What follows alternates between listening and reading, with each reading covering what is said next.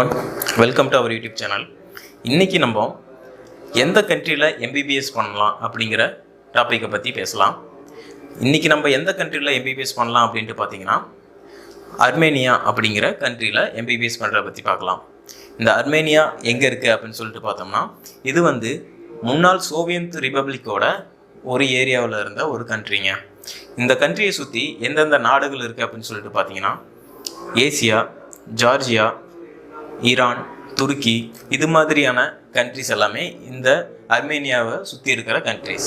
இந்த கண்ட்ரியோட கேபிட்டல் என்ன அப்படின்ட்டு பார்த்தீங்கன்னா இரிவான். இந்த அர்மேனியன் கண்ட்ரியோட கரன்சி என்னன்னு சொல்லிட்டு பார்த்தீங்கன்னா அர்மேனியன் ட்ரம் அப்படின்னு சொல்கிறாங்க.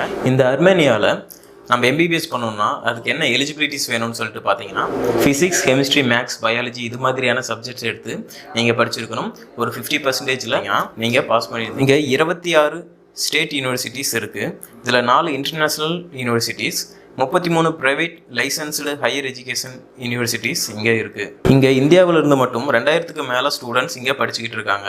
இங்கே என்ட்ரன்ஸ் எக்ஸாம்ங்கிறது இல்லை. இங்கே மாணவர்கள் படிக்க ரொம்பவே நல்ல என்விரான்மெண்டல் இருக்குது. இங்கே WHO, MCI, யுனெஸ்கோ இவங்க எல்லாமே மெடிக்கல் சர்டிஃபிகேட்ஸை ரெகனைஸ் பண்ணியிருக்காங்க.